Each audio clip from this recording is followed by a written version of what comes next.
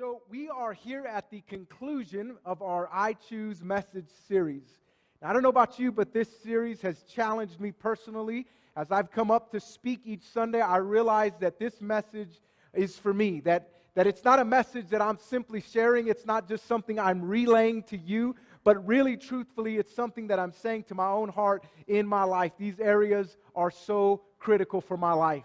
And so if you missed out, you can always catch us on our app, the Junction Community Church app. In fact, if you have not taken the opportunity, I want to encourage you today. In fact, I want to encourage you right now. Take out your phone and look up Junction Community Church, either in the Apple Store or Google Play. Check it out. Get the app, and it's a great way to stay connected with the church. It's a great way where you can catch up not only on the videos of the previous week's message or from a long time ago. You can watch videos right from your phone. You can also listen to the audio. So if you didn't want to watch the video, but you wanted to listen to the audio, it's available there. But this message series has been really good, really challenging.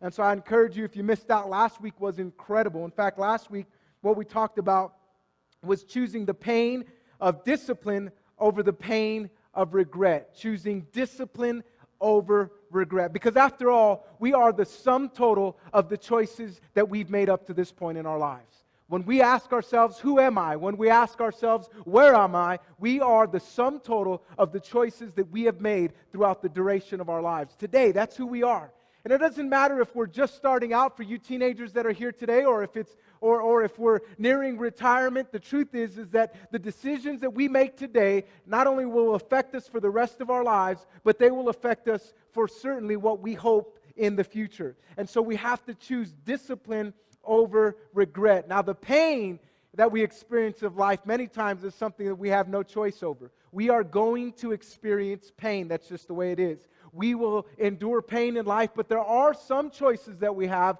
when it comes to pain. That's what we talked about last week. Choosing, again, the pain of discipline over the pain of regret. Such a great takeaway for you to hold on to is choosing the pain of discipline over the pain of regret. Now, discipline is painful, right? But regret is much more painful. So if we'll choose the pain of discipline, we'll avoid some of life's biggest regrets, because we know that discipline always leads to a more fruitful life. But as we conclude today, we'll be talking about something that personally I'm very passionate about. Many have called it a time management issue, but it's much more than that. We've talked about it in terms of time management, but again, I think it's way more powerful than that. However, it does have to do with our time and the way we spend it. In fact, have you ever wished you had more time? Anybody? Have you ever wished you had more? I just wish I had more time.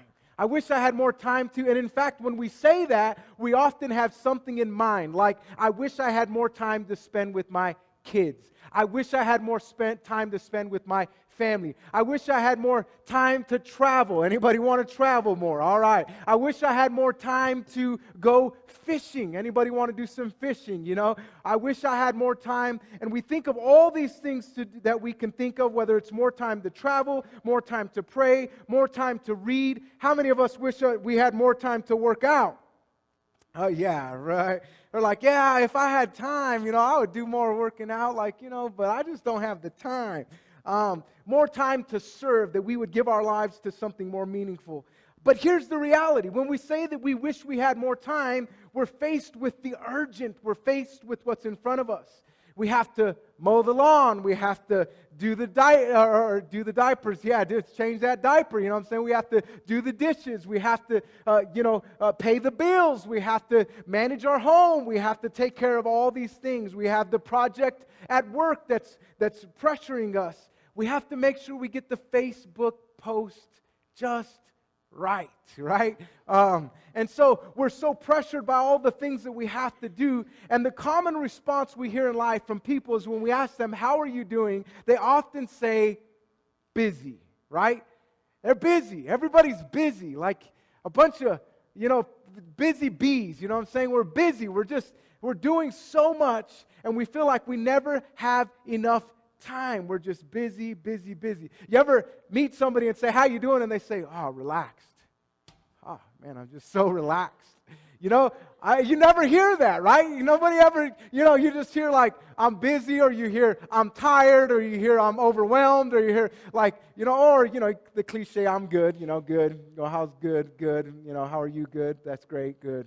But we never hear just like, you know what? I'm actually quite relaxed right now. We just never hear that, because when do we have a spare moment? And I'm convinced that if the enemy can't make us bad, he'll make us busy. He'll get us distracted. Like if he can't make us outright bad, he's going to make us so busy that we don't have time to focus on what's most important in life. And so how many of you feel there's too much to do in life? You're rushed, you're overwhelmed, and there's never enough time. The truth is, here's the truth, all right? The truth is that we can never say that we don't have time. We can never say that, because the truth is we're all given the same amount of time every day. Every one of us. You say, well, I just don't have time for it. Let me say it this way. You might want to write this down. You have time for what you choose to have time for. It's a choice. You have time for what you choose to have time for. Well, and I always hear this, people say, well, I just don't have time to make it to church on Sunday, or I just don't have time to be involved in a small group, or I just don't have time to serve. And the truth is that you have time for what you make time for. And so, for us today, we need to choose important over the urgent. We need to choose what is important over what is urgent. Let me give you a few examples today. In business, how many of you know that when you're calming an angry customer, it's urgent, right? It's urgent. Somebody comes in and they're upset about something, and whether you're in retail, whether you own a business, whether you're in the service industry of some type, whatever you might be in, when you connect with a customer and they're angry, that's an urgent situation, right? And they need to be dealt with immediately. But let me say this, that's urgent, but important looks like this. Important is about building the system to keep customers from getting angry. That's important. And so none of us want to do the important work, though. We don't want to build the systems. We don't want to take care of things. We don't want to make sure that everything's organized and in its place. We want to deal with the urgent, right? And so that's what it looks like in business when it comes to our cars. Now, how many of you are grateful for a vehicle? In fact, on my way to church this morning, I was just not even a block away from my house, and I saw something on the road, and I swerved, and I missed it with the front tire, but it hit the back tire. And wouldn't you guess? And I'm like, ain't nobody got time for that. You know what I'm saying? Like, what's up with that? I'm on my way to church. Jesus, I'm on my way to glorify you, God. He's like, so, you got a flat tire. Get and fix it. What are you going to do about it? That's the way life goes. But here's the reality. That's an urgent situation. But let me say that whenever we experience a situation like that with our vehicles, and our vehicles are in crisis, that's an urgent situation. Now, thank God we were a block away from home. I turned around. We had a little bit of margin this morning, so I just turned around, rode on that tire for about a block, and we got the other vehicle, and we came, and we're here. So praise God for that. But when we deal with a vehicle situation, it's urgent. But let me just say this. When we change the oil, we don't have to deal with urgent issues. We just take care of maintenance issues. Like, yeah, there's a concept, I was thinking about my mom's car, and she was telling me, I don't know the last time I changed my oil, and it was low the other day, and it was empty. And I'm like, okay, Jesus, we're going to have to do some work on that car. But again, if we take care of the important things like changing the oil, we won't have to deal with the urgent most of the time. Now, here's another one more, and then we'll move on. Another example is, and how many of y'all hate getting sick? I hate it. I don't get sick very often, but when I do, I'm a big baby, you know what I'm saying? And I'm like, Mary, I can't move. She's like, what's wrong? I don't know. My nose is a little funny. Can you breathe all right? Yeah. Well, what's wrong? She's like, I'm sick, and I still made all the kids breakfast and whatever else. She's a champ. Look at her. She's smiling because she's like, I know it. But sometimes we have to, God bless you, we have to deal with our health, because if we don't take care of our health, if we don't do the important things when it comes to our health, we're going to face a crisis with our health, right? Now, none of us want to face the crisis, but at the same time, who wants to work out? Who wants to eat healthy? Who wants to, like, come on, man. Like, I don't want to do all that. So again, that's what I mean when we talk about the important over the urgent. Now, if you do the important, you won't have as many of those urgent things in life. Therefore, I challenge us this morning to choose the important over the urgent. All right, so let's gain some biblical insight into choosing the important over the urgent by looking at a story that Luke wrote about. It's concerning two sisters. Their names are Mary and Martha. You may have heard this story, you may have read this story, but we're going to take a moment to go ahead and look at the story today. And so, if you would go to Luke chapter 10, verse 38, we'll start up and we'll read two verses, and I just want to talk about it a little bit and then we'll move on. It says, verse 38, as Jesus and his disciples were on their way, he came to a village where a woman named Martha opened her home to him. She was very hospitable. She wanted to hang out with Jesus and the disciples. Verse 39, it says, she had a sister called Mary who sat at the Lord's feet listening to what he said. Now, two sisters, very contrasting issues are going on. How many of you love to host people at your home? All right, yeah, some of you. Yeah, you're like, yeah, I do too, actually. I love to cook for people, man. That just makes me feel good. Like, when I cook and they eat it and you're like, was it good? And they're like, man, that's the best thing I've ever had. That was the best grilled cheese I've ever eaten in my entire life. Butter does that, I'm telling you. It's amazing what butter does. But the truth is that Martha had this pressure to host. And you know what it's like, you bring somebody over the house and you want to make sure that everything's in order and what you do is you open the closet and you stuff things in there, you know what I'm saying? You're like, hurry up, they're coming, hurry up, get your stuff, I told you, it's all crazy. You open the door and it's like, oh, so glad you came, so good to see you. And all the kids are lined up in order, tallest to shortest, age, whatever, and they're smiling. You know what I'm saying? But 5 minutes before, it was absolute chaos, right? Like, you're getting everything in order, and you're yelling at the dogs, and you're like, man, it's just crazy and chaotic. But Martha was experiencing that, and it wasn't just for any average host or rather guest that was coming over. We're talking about the Lord Jesus himself, you know what I'm saying? Like, the thing about Jesus is like, he comes to your house, and you're like, stuffed everything in the closet, and he's like, I could see through that closet, by the way. So, could you imagine the pressure on Martha? She's like, man, she can't stuff things in the closet. She's got to deal with it. She's so stressed out. You know what I'm saying? Breathe, because some of you are stressed thinking about the dinner party you have this week or the people coming over, and you're overwhelmed, and that was Martha. And Mary, on the other hand, what does she do? She had a sister called Mary who sat at the Lord's feet listening to what he said. Like, she just decided to hang out. There were so many urgent things to do, and what does she do? She's just like, I'm going to hang out and listen to Jesus. I'm going to hang out with Jesus. And let me just say this. Martha missed what was important because she was pursuing what was urgent. I got to get all this figured out. But I'm missing the fact that I have a guest who's coming in my house. And it's no average guest. It's the Lord Jesus Christ himself. Let's read on in verse 40. It says, but Martha was distracted. Distracted. Everybody say distracted. So Martha was distracted by all the preparations that had to be made. She came to him and asked, Lord, don't you care that my sister has left me to do the work by myself? Tell her to help me.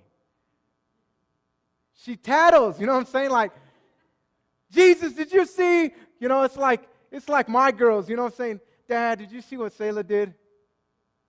I'm like, I don't care. Go figure it out. You know what I'm saying? Like, you're going to have to grow up one day or another. Go fight about it. You know what I'm saying? Figure it out. You're going to have to grow up. That's the way life is. Lord, help me in my parenting, right? But it's helpful. Trust me. They got to figure it out anyway. So the thing is, though, is that, like your kids, and then they get into the stage where they want to tell about everything, right? Like, she looked at me, she said this, she did that, she said, and you're just like, she what? You shut up, you know what I'm saying? No, she like rhymed, I don't know. But here's the thing, like, she comes and she's like, Jesus, did you see what Mary did? Come on, like, tell her something. Like, and don't your kids do that to you? They're like, tell her to stop doing that.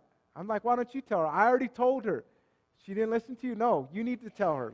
And that's basically what Martha's doing. But Martha was distracted, so she starts off, she's distracted, she's busy with all the preparations, it's urgent, I have to get all this done. And so finally she comes over and says, Jesus, look, this is what's going on.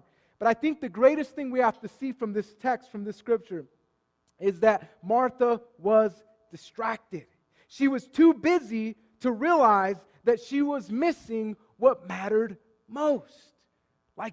She was missing it. She was missing what mattered most. She was missing spending time with Jesus. She was missing the fact that the Lord Jesus Christ himself was in her house because she was busy and distracted with preparations. And so I ask you, do you find yourself busy with the urgent, missing out on the important? Do you find yourself so busy with the urgent? I've got to do this. I've got to get to that. I've got to make sure. I've got to deal with my to-do list. And my to-do list, it just keeps growing and growing and growing.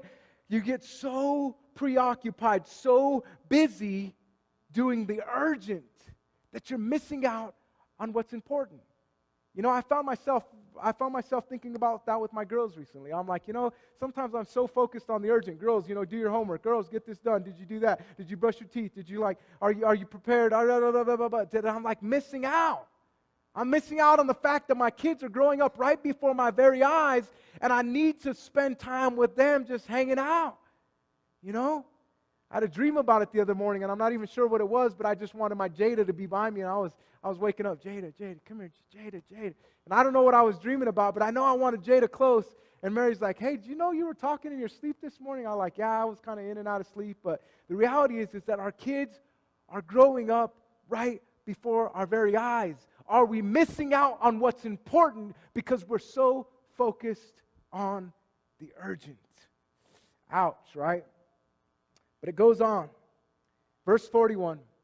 It says, Martha, Martha, the Lord answered, you are worried and upset about many things, but few things are needed, or indeed only one.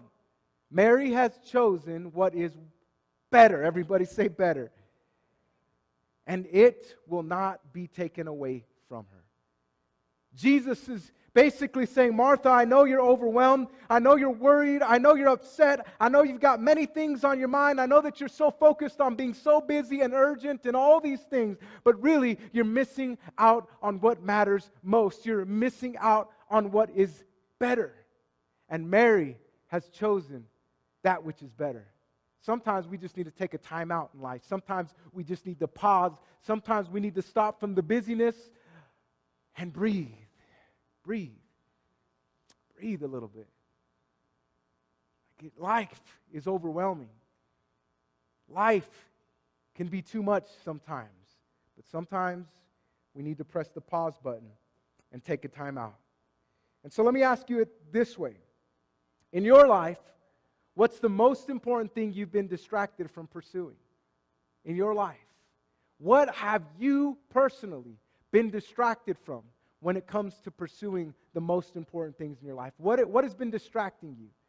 What are you distracted from?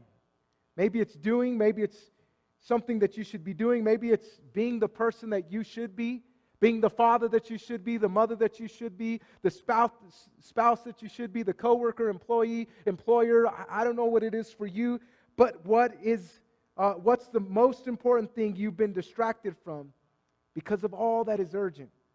Maybe it's time with God. Because in all reality, I think that we realize later on in life that what we need is more time with God.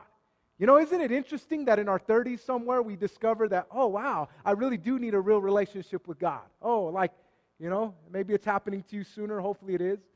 But we get to this moment where man, I've been doing all this stuff all my life, and I've been missing out on what matters most in life. I've been missing out on a faith that's real. And so maybe we've been distracted from spending time with God. Maybe we've been distracted from spending time with our kids. Maybe you've been distracted from really making the most of your marriage. And you're just kind of getting by. You're just going through the motions. You're just you're just getting by. And there's more to marriage than that. I believe that every marriage can be absolutely fulfilled, absolutely fulfilling. And so maybe you've been distracted from working out on purpose. Amen. Anybody? Maybe you've been distracted from working out, from taking care of your physical health, and and you're so distracted because you know it's important for you.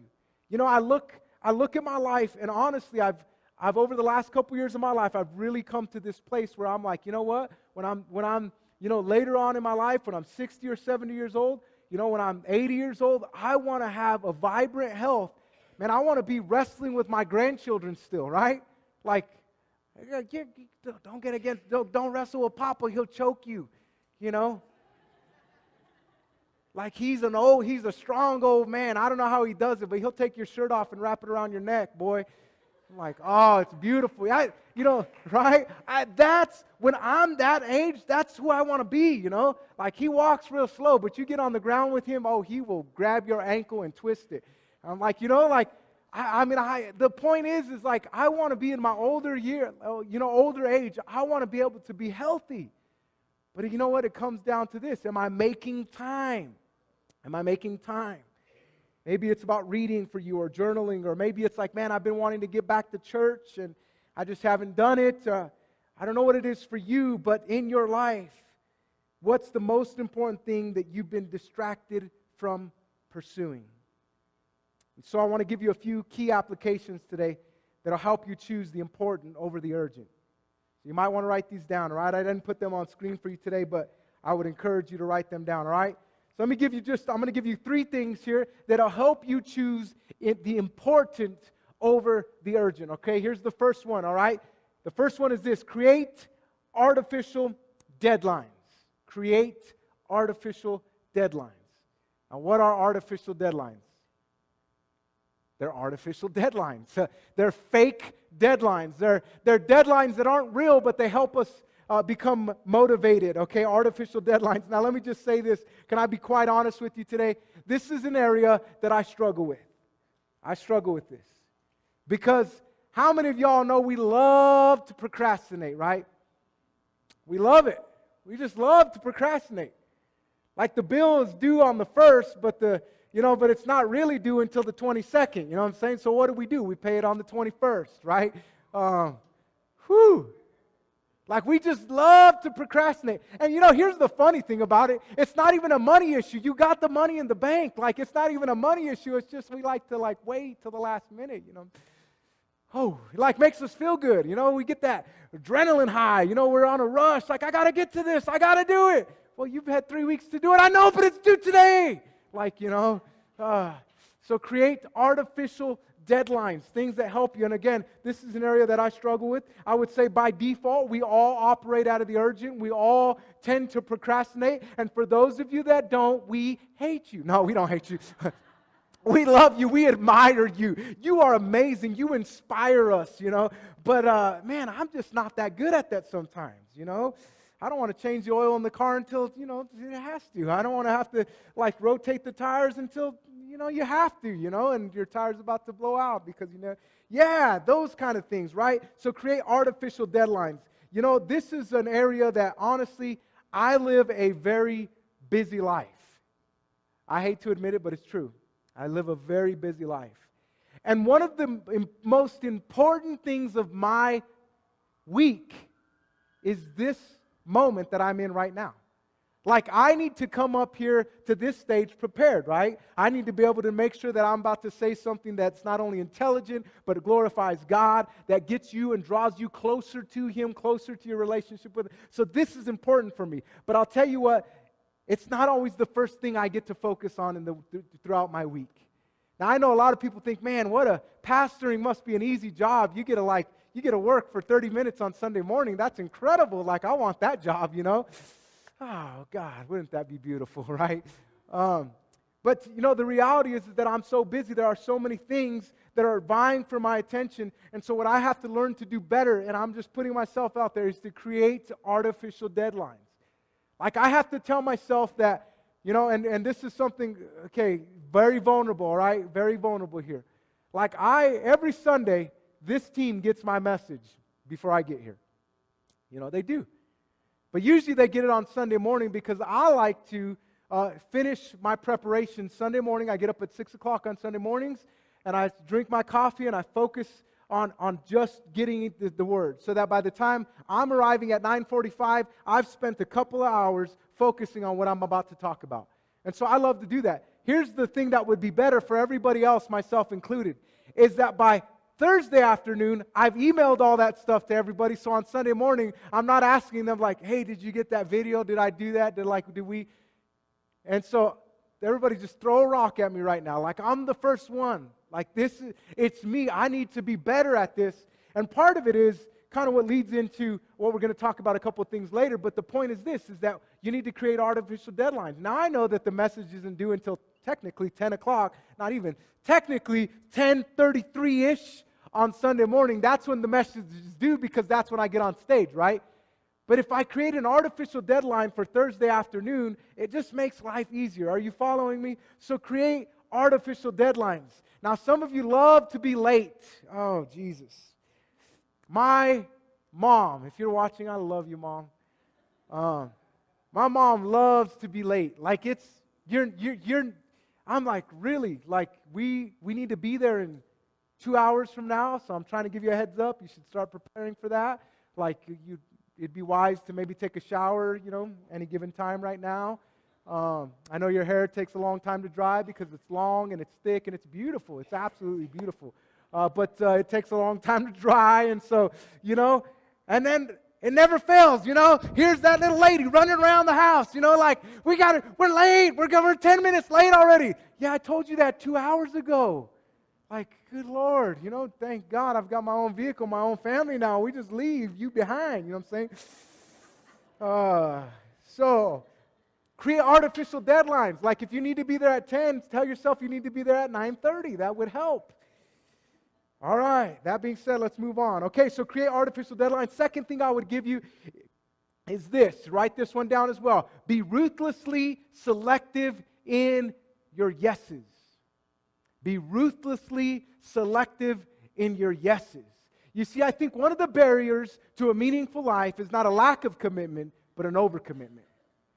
You see, sometimes I think we're just way too overcommitted. Again, how are you? Busy. And we think that busyness somehow translates to productivity. And I would say it this way, activity doesn't always equate productivity. Because we're busy, because we're doing, doesn't mean that we're productive, doesn't mean that we're effective in life. And so we need to be ruthlessly selective with your yeses. And so, sometimes people may ask me, how do you get it all done? And the reality is I would say this, I don't. I just am learning, and I've learned over the course of my life how to say yes to what's important to me. And there's other things I say no to. And trust me, I have a hard time saying no. I really do. I have a hard time saying no.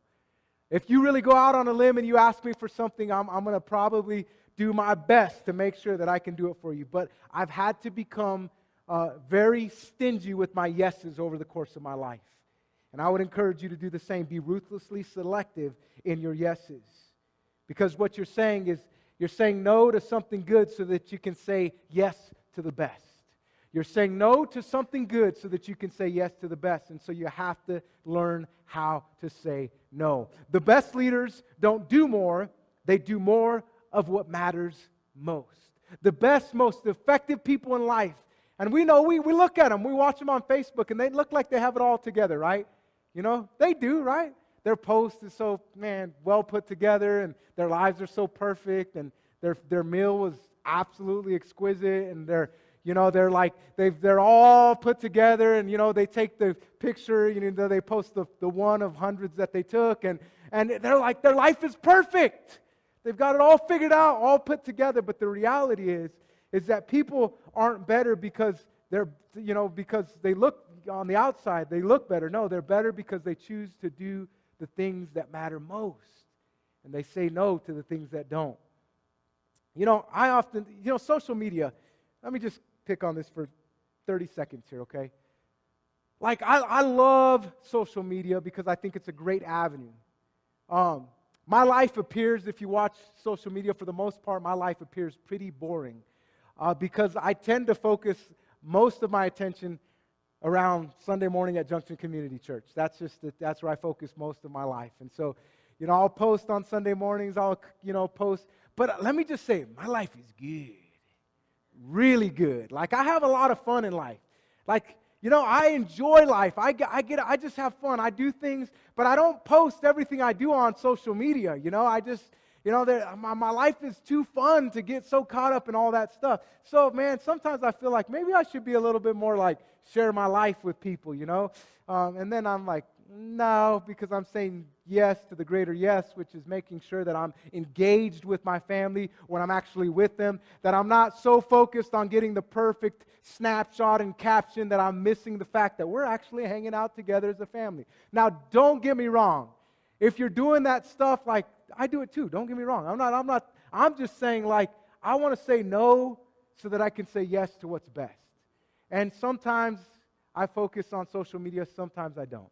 The point is really not about social media. The point is about what we're talking about. Choosing the important over the urgent. Choosing what matters most over that which really doesn't matter. Making sure that we are saying yes to that which is most important in life. All right, here's the last one. So, create artificial deadlines. Be ruthlessly selective with your yeses. And here's the last one. Do first what matters most. Do first what matters most. It's what I would call first things first. We always say this: if I have time, I'll work out. If I have time. If I have time, we'll go on a date maybe. If I have time, If I have time. One day, we'll take time for that weekend getaway that we've been planning for the last 10 years, One day we'll get that. And again, as we started out today, we all wish we had more time. And so what I would say to all of us is do first what matters most. If working out is important for you, do it. Do it. But and if it's not important for you, don't do it. But the point is do first what matters most. First things first. Do first what matters most. The bottom line is you have time for what you choose to have time for. That's what it comes down to. You have time for what you choose to have time for. So, as we prepare to close today, I would say this: do first what matters most. I cannot live reacting to everyone else who wants something from me or for me. Right? I just can't. It's overwhelming. I can't do it all. You can't do it all. We can't do it all. But I can focus on what's most important. I can initiate and put on my calendar what's most important to me. I read a book many years ago. It's called First Things First. And it absolutely transformed my life. And that's why I'm so passionate about this, because really it's not about time management. My wife has been asking me this question recently. She's been asking me, what are you going to do with your 40, 41, 42, 40, 40, 40? It's somewhere in there, okay? You'll get what it is. It's how many minutes you have in a day. And so she asked me, what are you doing with your minutes? Oh, I don't know. Did you hear about like so-and-so that they do? Just scrolling through, what's going on in people's lives, Like, what are we doing with the 40-41, whatever it is, 40-41? What are you doing with the moments and the minutes of your day, of your life? What are you doing with them? Are you doing what matters most? So I read this book, First Things First, and it really transformed my life. But here's a statement that I took away from the book, or from the time that I read it, and it is this. It is, schedule your priorities, don't prioritize your schedule.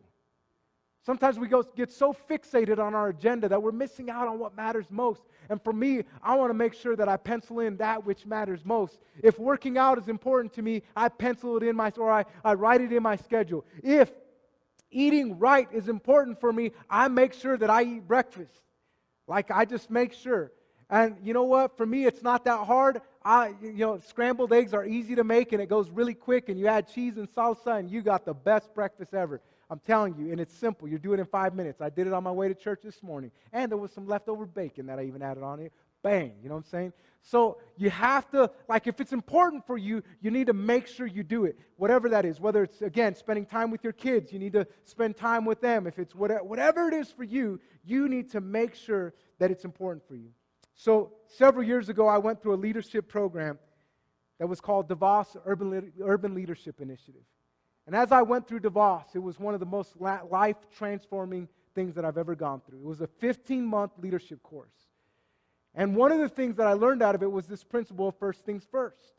And it was the beginning of one of the first major transitions in my leadership development. Because I came to a place where I was pretty busy, I was pretty active, I was the youth pastor of our church, I was the associate pastor of our church, I was the master's commission director of our church, and basically I was overwhelmed, overworked, and I had way too much responsibility in my life. And so it was go, go, go, go, go, go, go. And as I went through this DeVos Urban Leadership Initiative and I discovered this principle of first things first, at the end of it, I put together what was called a breakthrough plan. So I spent time, I created some major change in my life, and I learned to restructure my time and my commitments. And really what it helped me do was to live a more balanced lifestyle. That was the last time I was a youth pastor, because I actually trained and developed a youth pastor to take that position from me. There were a lot of leadership responsibilities that I began to give away. Let me just say that as a church, most of you may not know this, but as a church, we're going through that same transformation right now behind the scenes. Because there's too much that I do for this church, just bottom line. There's too much that I personally do. And so we're reworking all of that, we're redeveloping that. You may not see it on the front, but you're going to see it you may not see the back end, all that's happening, but I'm telling you, you're going to see it in the coming weeks, in the coming months. You do not want to miss 2 weeks from today. I'm going to talk a lot about that. I'm going to talk about vision for 2017. You do not want to miss out on 2 weeks from today. Nor do you want to miss out on next week, because every week is a good week at Junction Community Church. But point being, let me get back to and close this up and wrap us up for today, is that I had to undergo a major change in my life and focus on what was most important to my life. What I discovered through that time, and even as I transitioned to being pastor of Junction Community Church, is this, that I have to prioritize the role that no one else can play over the role that anyone else can play. And here's what I mean by that. Anybody else can be pastor of Junction Community Church. Truth is, anybody else. But not anybody else can be the husband to my wife, or the father to my children. Only I can do that. So for me, I have to prioritize the role that no one else can play over the role that anyone else can play. Does that make sense this morning?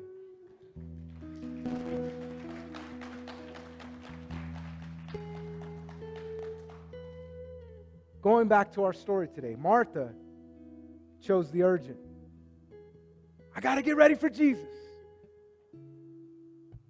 And it's like, Martha, he's here.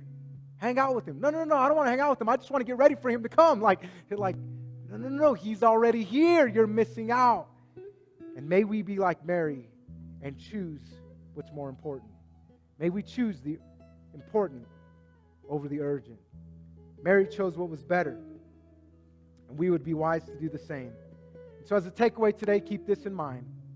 Choose important and avoid the urgent.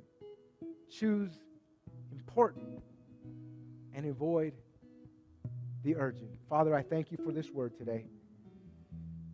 In our lives, we need to choose that which is important. With every eye closed for just a second here.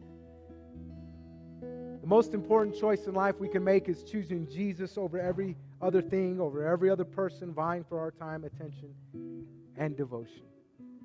If you've never committed your life to Christ, whether you're watching us online or you're joining us here today, I want to give you that opportunity. And so right now, if that's you, you say, look, I want to choose Jesus over everything else in my life. If that's you, would you just raise your hand right where you're at? You say, that's me. God sees your hand. God sees your hand. Anybody else, you say, that's me. Just lift your hand real high and put it right back down. Say, that's me. That's me today. God sees your hand. I'm going to ask for everyone who raised your hand and everybody here in this place today, would you repeat a simple prayer with me? Would you say, Jesus, today, I choose you over everything else. I choose important over urgent.